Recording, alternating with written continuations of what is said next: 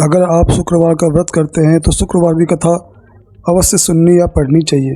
ऐसा करने से माता की पूजा अर्चना संपूर्ण होती है। इस वीडियो में हम आपको संपूर्ण व्रत कथा के बारे में बताने जा रहे हैं। आइए जानते हैं शुक्रवार की व्रत कथा। पर उससे पहले आप मेरे चैनल को सब्सक्राइब कर दें और वीडियो को लाइक कर दें। तो चलिए शुरू करते हैं। संतोषी माँ व्रत कथा। एक गांव में एक बुढ़िया रहती थी जिसके 7 बेटे थे। 6 बेटे कमाने वाले थे और एक बेटा निकम्मा था।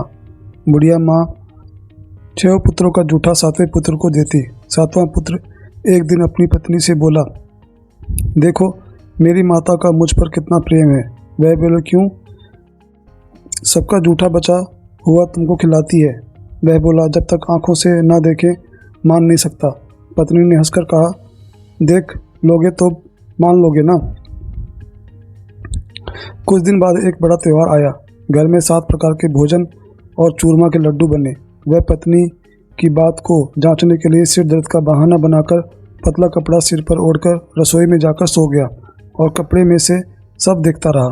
6 भाई भोजन करने आए। उसने देखा माँ ने उसके लिए सुंदर सुंदर आसन बिछाए, 7 प्रकार की रसोई परोसी और आग्रह करके उन्हें भोजन कराती रही। वह देखता रहा। 6 भाई भोजन कर उठ गए। तब माँ ने उनकी 5 थालियों में से लड्डुओं के टुकड़ों को उठाया और एक लड्डू बनाया। जूठन साफ कर माँ ने उसे पुकारा, उठ बेटा उठ, तेरे भाइयों ने भोजन कर लिया है, तू भी उठकर भोजन कर ले।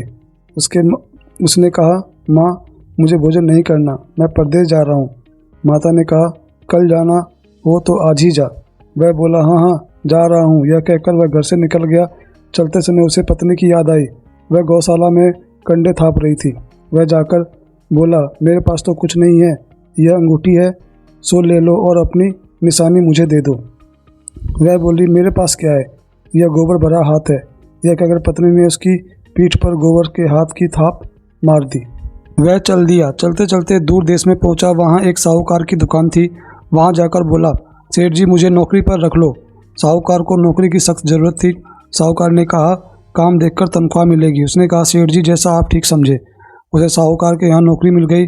वह वहाँ दिन रात काम करने लगा। कुछ दिन में दुकान का लेन देन, हिसाब किताब, ग्राहकों को माल बेचना, सारा काम करने लगा। साहूकार के 7-8 नौकर थे। वे सब चक्कर खाने लगे, लेकिन उसने अपनी लगन, परिश्रम और ईमानदारी से सभी को पीछे छोड़ दिया। उसने अपने किए का फल मिला। सेठ ने भी उसका काम देखा और 3 महीने में ही उसे मुनाफे में साझेदार बना लिया। परिश्रम करते करते 12 वर्ष में ही वह नगर का नामी सेठ बन गया और सेठ अपना सारा कारोबार उस पर छोड़कर बाहर चला गया। इधर उसकी पत्नी पर क्या बीती वह सुने। सास ससुर उसे दुख देने लगी। गृहस्थी का काम करवाकर उसे लकड़ी लेने जंगल में भेजते। इस बीच घर की रोटियों के आटे से जो भूसी निकलती उसकी रोटी बनाकर रख दी जाती और फूटे नारियल के नरीले में पानी दिया जाता। इस तरह दिन बीतते रहे। एक दिन वह जब जंगल में लकड़ी लेने जा रही थी तब उसे रास्ते में बहुत सी स्त्रियां संतोषी माता का व्रत करती दिखाई दी। वह वहां खड़ी होकर पूछने लगी, बहनों ये तुम किस देवता का व्रत करती हो और इसके करने से क्या फल होता है? इस व्रत के करने की क्या विधि है? यदि तुम अपने इस व्रत का विधान मुझे समझाकर कहोगी तो मैं तुम्हारा बड़ा एहसान मानूंगी। उनमें से एक स्त्री बोली, सुनो यह संतोषी माता का व्रत है। इसे करने से निर्धनता, दरिद्रता का नाश होता है, लक्ष्मी आती है, मन की चिंताएं दूर होती है, मन को प्रसन्नता की और शांति मिलती है, निपुत को भी पुत्र मिलता है, प्रीतम बाहर गया हो तो वह शीघ्र लौट आता है, कुंवारी कन्या को मनपसंद वर मिलता है, चलता मुकदमा खत्म हो जाता है, गृह क्लेश की निवृत्ति, सुख शांति होती है, घर में धन जमा हो, धन जायदाद का लाभ होता है तथा और भी मन में जो कामना हो सब संतोषी माता की कृपा से पूरी हो जाती है, इसमें संदेह नहीं। वह पूछने लगी, यह व्रत कैसे किया जाता है, यह भी बताओ तो बड़ी कृपा होगी। वह स्त्री कहने लगी, बिना परेशानी, श्रद्धा और प्रेम से जितना भी बन सके प्रसाद लेना, 5.25 पैसों से 5.25 आने तथा इससे भी ज़्यादा शक्ति और भक्ति से अनुसार गुड़ और चना लें। हर शुक्रवार को निराहार रहकर तथा कथा कहना सुनना। इसके बीच का क्रम नहीं टूटे। लगातार नियम पालन करना। सुनने वाला कोई ना मिले तो घी का दीपक जलाकर उसके आगे जल के पात्र को रखना तथा कहना, परंतु नियम ना टूटे। जब तक कार्य सिद्ध न हो नियम पालन करना और कार्य सिद्ध हो जाने पर व्रत का उद्यापन करना। 3 मास में माता पूरा फल प्रदान करती है। यदि किसी ग्रह के ग्रह खोटे हैं तो माता 1 वर्ष में अवश्य उन्हें अनुकूल करती हैं। कार्य सिद्ध होने पर ही उद्यापन करना चाहिए, बीच में नहीं। उद्यापन में 2.5 सेर आटे का खाजा तथा इसी अनुसार खीर तथा चने का साग बनाना, 8 बच्चों को भोजन कराना, जहाँ तक मिले देवर जेठ भाई बंधु कुटुंब के लड़के लेना, ना मिले तो रिश्तेदारों और पड़ोसियों के लड़के बुलाना, उन्हें भोजन करा यथाशक्ति दक्षिणा दे, माता का नियम पूरा करना। ध्यान रखना उस दिन में कोई खटाई न खाएं। वह सुन वह वहाँ से चल दी। रास्ते में लकड़ी के बोझ को बेच दिया और उन पैसों से गुड़ चना ले माता के व्रत की तैयारी कर आगे चली। रास्ते में संतोषी माता के मंदिर में जा माता के चरणों में लौटने लगी, विनती करने लगी, माँ मैं दीन हूँ, निपट मूर्ख हूँ, व्रत के नियम कुछ जानती नहीं, मैं बहुत दुखी हूँ, हे माता मेरा दुख दूर कर, मैं तेरी शरण में हूँ। माता को दया आ गई। एक शुक्रवार बीता कि दूसरे शुक्रवार को ही उसके पति का पत्र आया और तीसरे शुक्रवार को उसका भेजा हुआ पैसा आ पहुँचा। यह देखकर जेठानी मुँह सिकोड़ने लगी, इतने दिनों बाद इतना पैसा आया, इसमें क्या बड़ाई है। लड़के ताने देने लगे, काकी के पास अब पात्र आने लगे, रुपया आने लगा, अब तो काकी की खातिर बढ़ेगी, अब तो काकी बुलाने से भी नहीं बोलेगी। बेचारी सरलता से कहती, भैया पत्र आए, रुपया आए तो हम सबके लिए अच्छा है। ऐसा कहकर आंखों में आंसू भरकर संतोषी माता के मंदिर में जा मातेश्वरी के चरणों में गिरकर रोने लगी। माँ मैंने तुझसे पैसा नहीं मांगा, मुझे पैसे से क्या काम, मुझे तो अपने सुहाग से काम है, मैं तो अपने स्वामी के दर्शन और सेवा मांगती। तब माता ने प्रसन्न होकर कहा, जा बेटी तेरा स्वामी जल्द ही आएगा।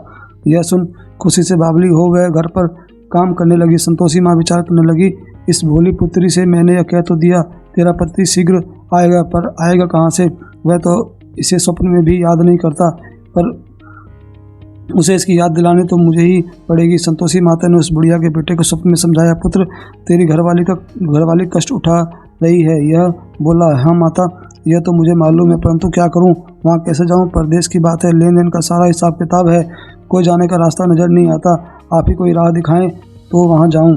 माँ कहने लगी, सवेरे नहा धोकर संतोषी माँ का नाम ले, घी का दीपक जला, दंडवत कर और दुकान पर जा बैठना। देखते देखते तेरा सारा लेन देन चुक जाएगा, जमा माल बिक जाएगा, सांझ होते होते धन का ढेर लग जाएगा। वह अगले दिन सुबह और जल्दी उठा।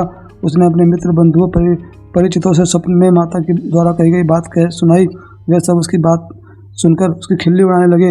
वे कहने लगे कि कहीं कभी सपने की बात भी सच्ची होती है।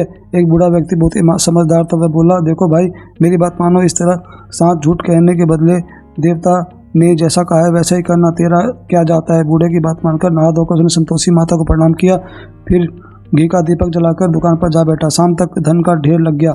वह हैरान हुआ, मन में संतोषी माता का नाम ले प्रसन्न हो घर के जाने के वास्ते गहना कपड़ा व सामान खरीदने लगा। तब सब काम निपट जाने के बाद अपने घर को रवाना हुआ।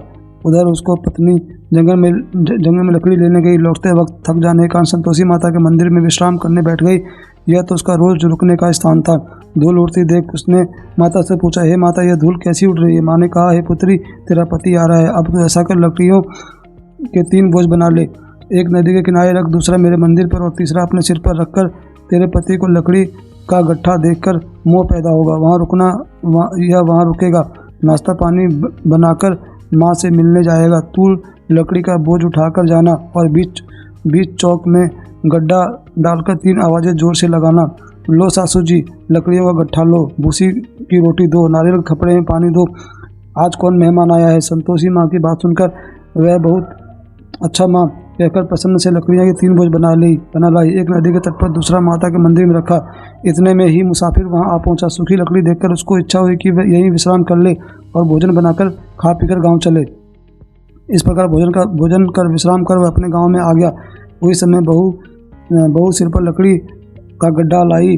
उसने गड्ढा को आंगन में डाल दिया, जोर से 3 आवाज़ें दी, लो सासू जी लकड़ी का गड्ढा लो, भूसी रोटी दो और नारियल के खप्पर में पानी दो, आज कौन सा मेहमान आया है। सुनकर सास ने अपने दिए हुए कष्टों को भुलाने के लिए कहा, बहू तू ऐसा क्यों कहती है, तेरा मालिक ही तो आया है, बैठ मीठा भात खाकर कपड़े पहन ले।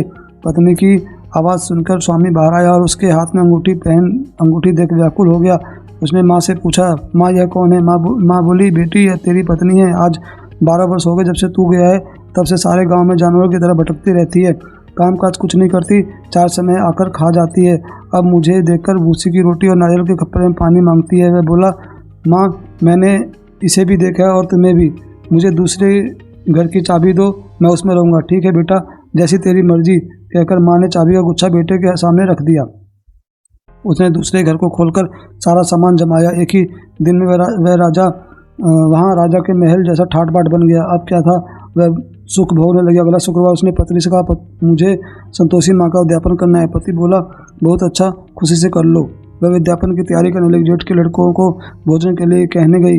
उन्होंने मंजूर किया, परंतु पीछे से जेठानी ने अपने बच्चों को सिखलाया, देख रहे भोजन के समय सब लोग खटाई मांगना, जिससे उसका उद्यापन पूरा ना हो सके। लड़के भोजन करने आए, खीर पेट भरकर खाई, परंतु बात याद आते कहने लगे, हमें कुछ खटाई खाने दो, खीर खाना हमें भाता नहीं, देखकर अरुचि होती है। लड़के उठ गए, बोले, पैसे लाओ। बोली, बहू कुछ नहीं जानती थी, उसने उन्हें पैसे भी दे दिए। लड़कों ने बाजार जाकर उन पैसों से इमली खरीदी और खाई। यह देखकर बहू पर माता जी ने कोप किया। राजा के दूत उसे उसके पति को पकड़ कर ले गए। अब मालूम हो जाएगा जब जेल की रोटी खाएगा। बहू ने यह वचन सहन नहीं किए। वह संतोषी माता के मंदिर में गई और कहने लगी, माता तुमने यह क्या किया? हंसकर क्यों रुलाने लगी? माता बोली, पुत्री तूने मेरा व्रत भंग किया, इतनी जल्दी सब बातें भुला दी। वह बोली, माता भूली तो नहीं हूँ, ना कुछ अपराध किया है, मुझे तो लड़कों ने भुला डाला, मुझे क्षमा करो। माँ बोली, ऐसा भूल भी कहीं भी होती है? जब वह बोली, अब कोई भूल नहीं होगी, अब बताओ मेरे पति कैसे आएंगे? माँ बोली, पुत्री जा, तेरे पति तुझे रास्ते में आता ही मिलेगा। वह मंदिर से निकलकर बाहर आई तो रास्ते में उसे अपना पति आता हुआ मिला। उसने पूछा, कहाँ गए थे? वह बोला, इतना धन जो कमाया है उसका कर राजा ने मांगा था, वह भरने गया था। अब वह प्रसन्न होकर बोली, भला हुआ, अब घर चलो। फिर अगला शुक्रवार आया। वह बोली, मुझे माता का उद्यापन करना है। पति ने कहा, ठीक है, करो। अब फिर जेठ के लड़कों से भोजन को कहने गई। जेठानी के लड़कों को सिखा दिया कि तुम पहले ही खटाई मांगना।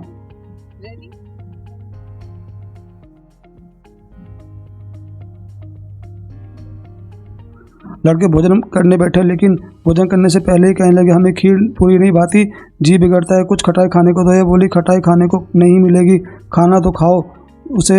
उनके उठकर चले जाने पर उसने ब्राह्मणों के लड़के बुलवाकर भोजन करवाया। दक्षिणा की जगह उन्हें एक एक फल दिया। ऐसे संतोषी माता प्रसन्न हो गई। माता की कृपा से 9 माह बाद उसको चंद्रमा के समान एक पुत्र प्राप्त हुआ। पुत्र को लेकर वह प्रतिदिन संतोषी माता के मंदिर में जाने लगी। माँ ने सोचा कि यह रोज आती है, आज क्यों ना मैं इसके घर चलूँ, इस आशा देखूं तो सही।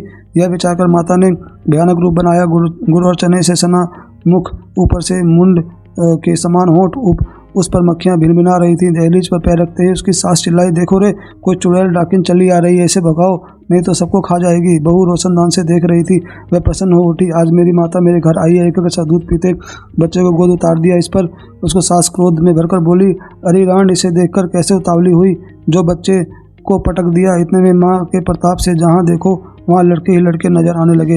वह बोली, माँ जी, मैं जिनका व्रत करती हूँ यह वही संतोषी माता है। इतना कह उसे झट से सारे किवाड़ खोल दिए। सबने माता के चरण पकड़ लिए और विनती करने लगे, ये माता, हम मूर्ख हैं, ज्ञानी है, तुम्हारे व्रत की विधि हम नहीं जानते, तुम्हारा व्रत भंग कर हमने अपराध किया। हे माता, आप हमारे अपराधों को क्षमा करो। इस प्रकार बार बार कहने पर संतोषी माता प्रसन्न हुई। इसके बाद उसकी सास कहने लगी, संतोषी माता, अपने बहू को जैसा फल दिया वैसा सबको देना। जो कथा सुने या पढ़े उसका मनोरथ पूर्ण हो। जय संतोषी माता।